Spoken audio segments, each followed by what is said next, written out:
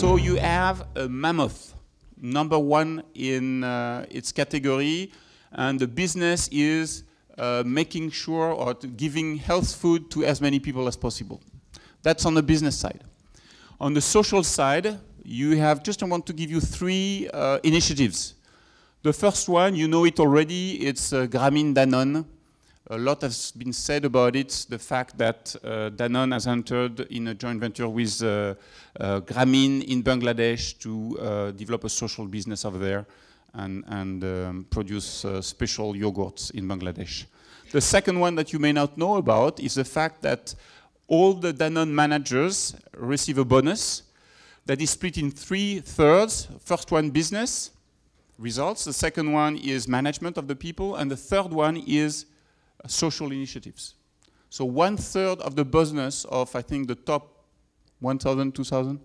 1,000 managers is tied to social initiatives. The third one is the fact that Danone just decided to put 100 million aside of its profit to develop what Danone calls its ecosystem and make sure that the ecosystem, the people, the firms with which Danone is related are still alive and doing well as possible. Amazing, I think, the 2 commitments. And if there is one person that epitomizes this achievement, I think that Emmanuel Faber is that person. Emmanuel has been a consultant in a previous life, a banker in another previous life, and now is the COO of Danone. And my simple question that I have for you, Emmanuel, is just to say, how do you do that? How is it possible to combine both business objectives that are very, very difficult to achieve, and while at the same time making sure that you achieve some social goals that are not, just a pet project of the CEO of the day, but really something that you have been doing for over more than 35 years? How do you do that? And how is it possible? What are the obstacles? What are the difficulties? I think the short and simple answer to the question, how do you do to manage both social and business objective, is to actually revert the question.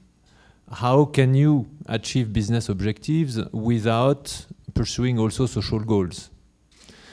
The simple fact that asking this question this way is not, does not come very naturally, is the point, is the problem that we are trying with our own means, ways to address. Because it's quite clear that even though in this very place here at HEC, Frédéric, myself, Bénédicte, a couple of others, we were there 25 years ago now, and we learned during our finance courses, for those who attended them, that a company is there to maximize its shareholders' value, and therefore, I would say a proxy of shareholders' value being profit. The company is there and the management is there to maximize profit. If you think about it twice, it's quite clear that this cannot be the goal of a company. The goal of a company, to start with, is to serve society through the people that it serves in its interaction with those people, whether they are consumers, customers, employees, shareholders, suppliers. They are people, and these people are the ones who ultimately judge whether the company is efficient or it is not efficient. Each of them having their own stakes. One good reason to do business, to engage in some form of business with the company. So you can, I think, even turn around the question. The real value of a company is not what derives from the valuation of its profits or the actualization of its profit on the long term. What really makes a company valuable is the profit that it accepts not to do. What really makes a company a solid company, let me repeat, because not everybody was listening, is the profit that you accept not to do. That the profit that you accept to leave, to share with the stakeholders of the company. If I take my selling prices to their maximum, I will end up selling nothing. If I take the suppliers' prices that I pay when I buy the milk or whatever to zero, they will stop selling to me. So my company is just going to stop. It's not going to be sustainable. The only reason why it is sustainable is because the company enters into a balanced agreement with all its stakeholders' community. So you could argue that the real value, long-term value of a company is not a multiple of its profits, but a multiple of the profit it does not make, the profit that it agrees to share with its customers, its consumers, its suppliers. Because what makes this company solid is how solid is the brand.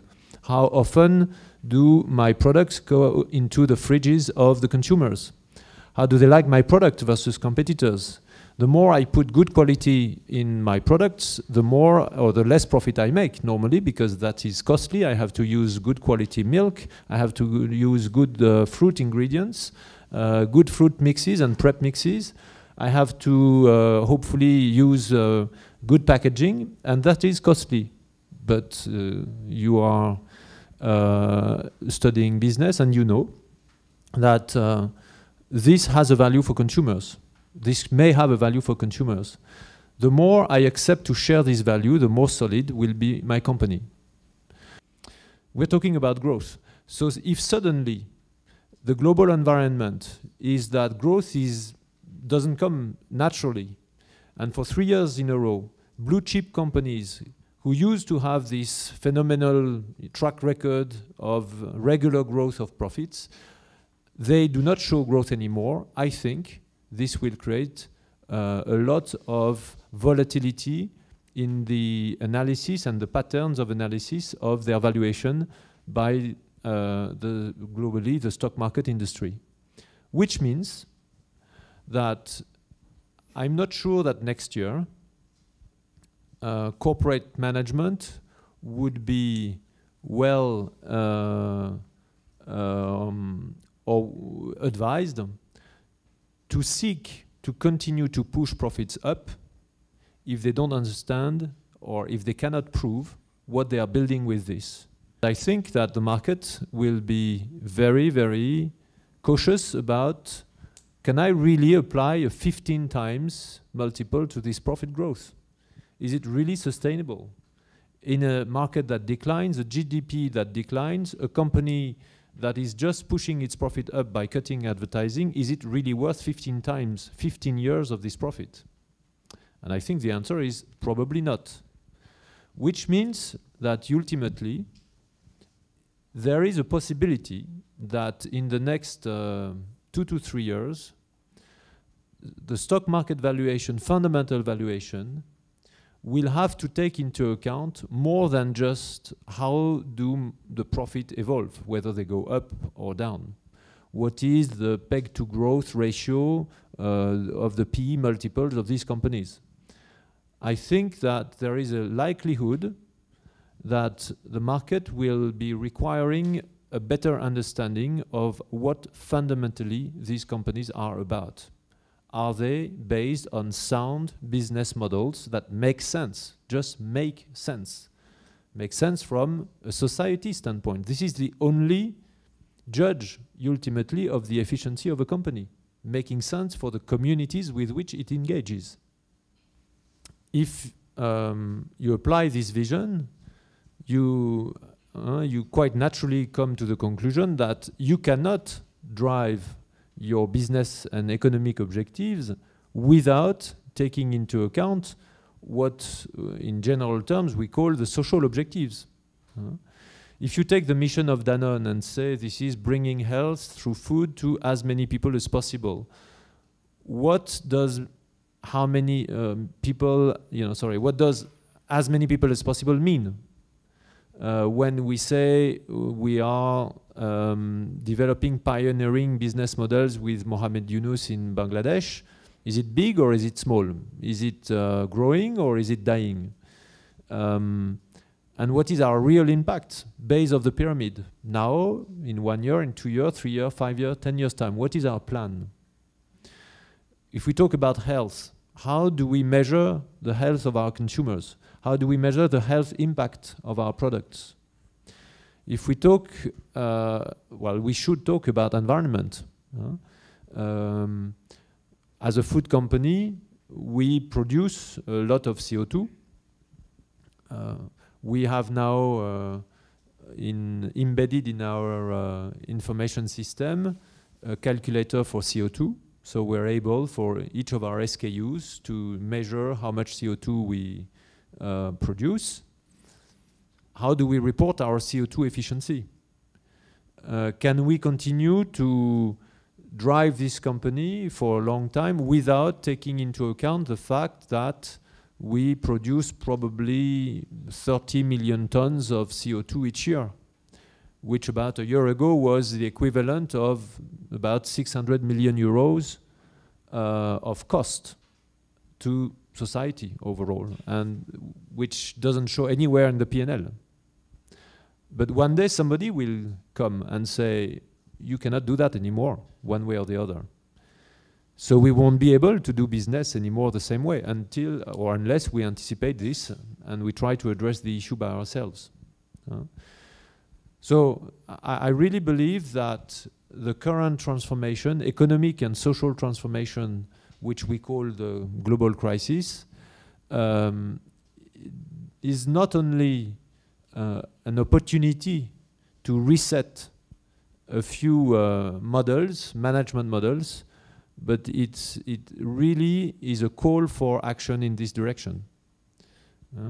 I really seriously believe that a number of businesses will just disappear in 2, 3, 4 years because ultimately they don't make sense anymore.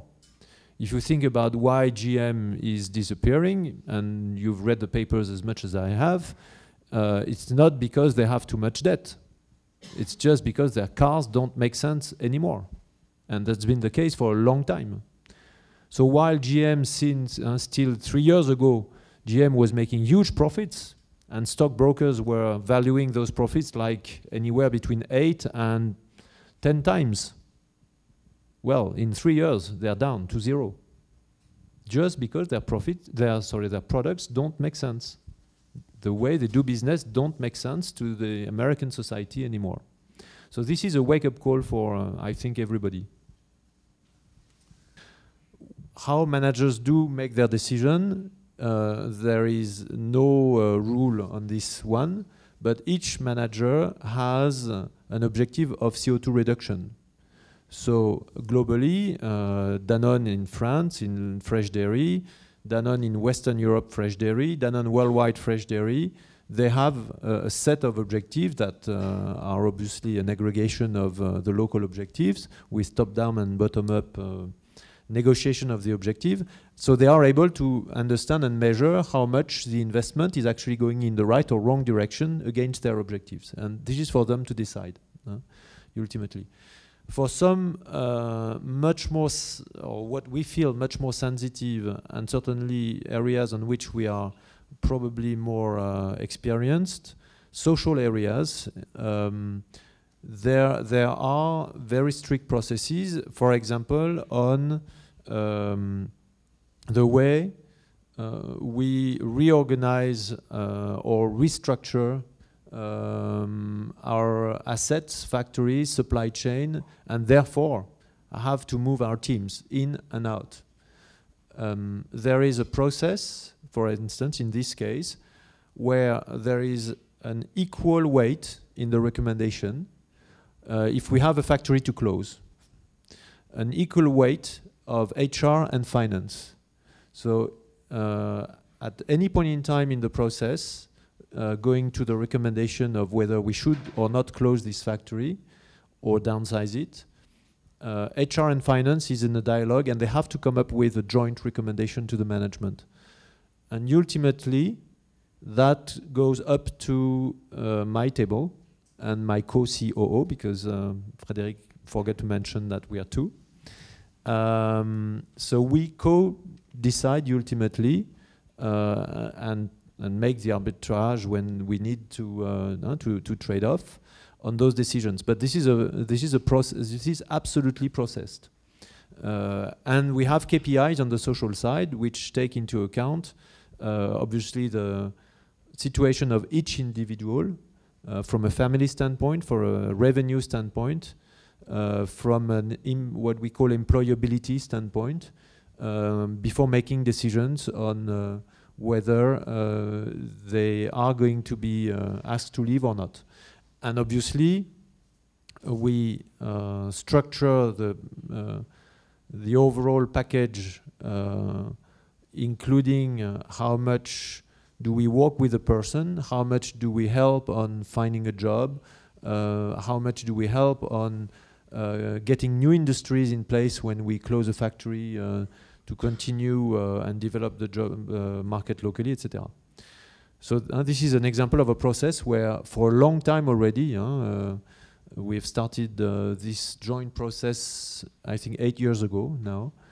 So everywhere in the world, this goes with the same process, and it ends up at the very top management of the company. So this is just to show that the reality is not the same for all the various social indicators that we want to follow.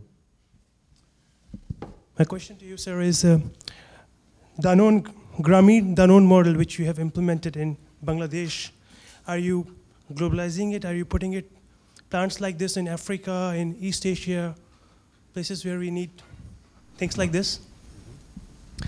Yes, we are trying slowly, because we want to make sure that we roll out a model that works, and it takes time to fix the model itself, because it's very, very breakthrough compared to everything else that we do. So we are fixing, we continue to fix the Bogra factory, which is north of Dhaka. It's been in operations now for more than 2 years. We are currently buying the land for building another factory in Bangladesh, probably near Dhaka. We already have been in contact with potential partners coming from very different horizons in India to start the same model in some parts of India. And we currently have a plan to roll out a model of base of the pyramid, fresh dairy breakthrough operations across 20 countries in the next 5 years. But I don't think that we will make it. I just believe that when I see the reality on the ground, that if we are already in 3 more countries on top of the ones in which we operate today, these kind of models, next year this will be very good. And adding 3 each year is already going to be a challenge. So there is a plan to go global, but we just want to make sure we know what we take global, and it takes more time than what we always think. The base of the pyramid model is inspiring a lot of countries. The models that have been developed in Asia, which are related to the base of the pyramid model, but probably just slightly upgraded, are now inspiring more than 30 countries around the world. And there is no secret that the current crisis globally has been an accelerator of this.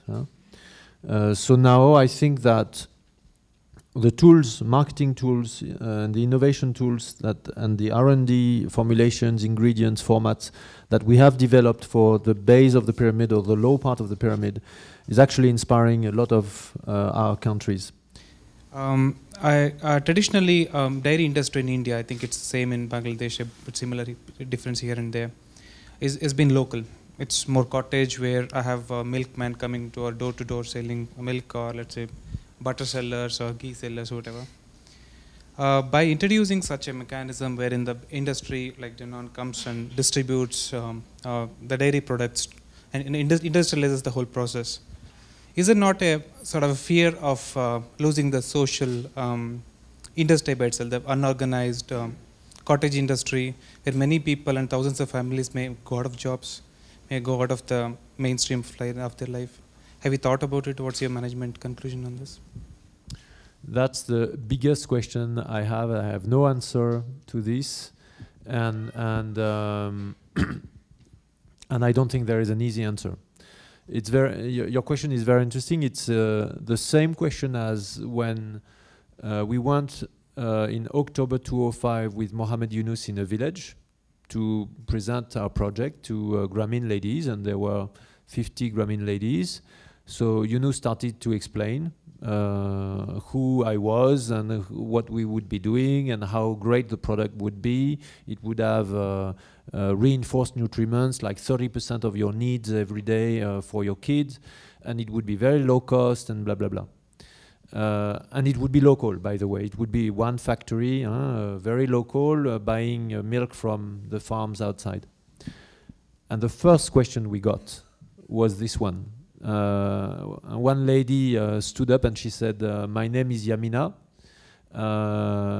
and I'm a villager here.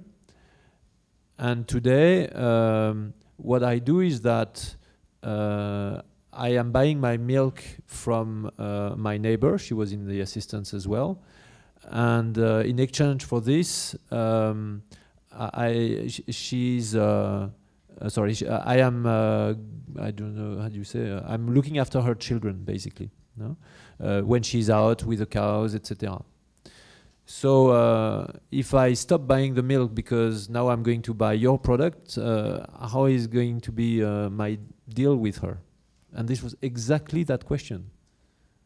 It's, and frankly, this was 4 years ago.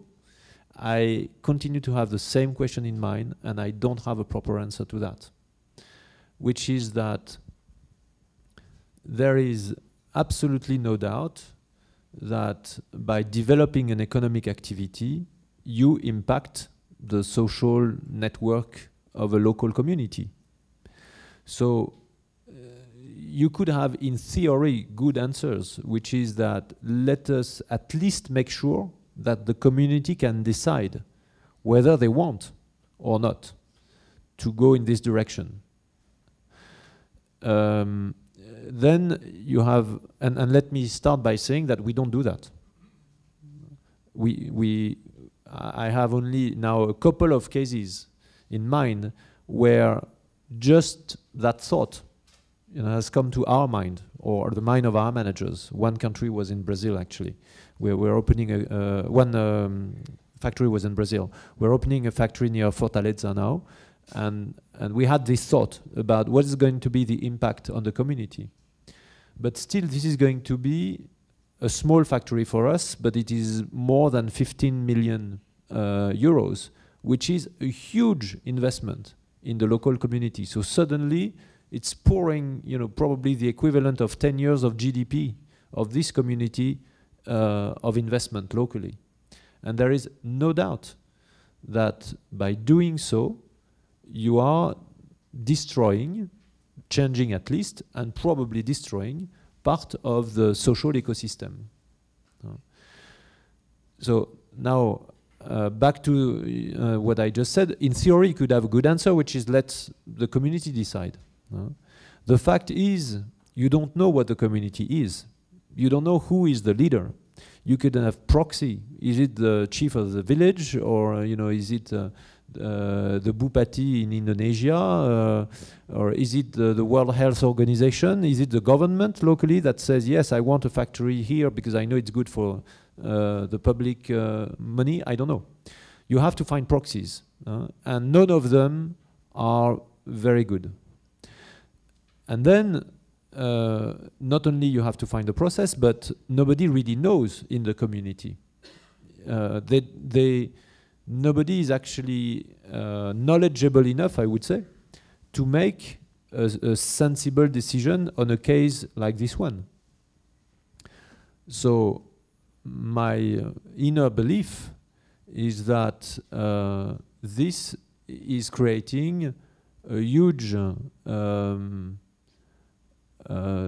for me, I would say, social barrier to consider in a legitimate manner the ability of companies like Danone and others to establish business in societies or communities that are living in a very, very different manner than the one that we're living today. And we are not yet at the stage where we have a proper answer to this question, which, I'm sorry to say, goes even beyond this, because we have the same problem here anyway, which is, what do you do with competition? Here we are creating competition. In your case, we are entering, so we were not there and suddenly we are there. But what do we do with competition? Why do I compete? You know, each time I'm taking market share, I'm probably suppressing a job at my competitors. Why is this job less important than the job at Danone? Who has a good answer to this? So this is simply to say that at some point there is no doubt that you have to make your life simple, otherwise you just don't take decisions. But it's very clear that the scope of consciousness that I think as a manager you will face one day, and maybe you are already facing, is infinite. This is for you to choose where you want to put the limit, and nobody else can decide. But the chances is that if you have a very, very, very wide array of consciousness, it's unlikely that you will be satisfied in working for a big multinational company, unless you have one hope, which is to change it. But that takes time.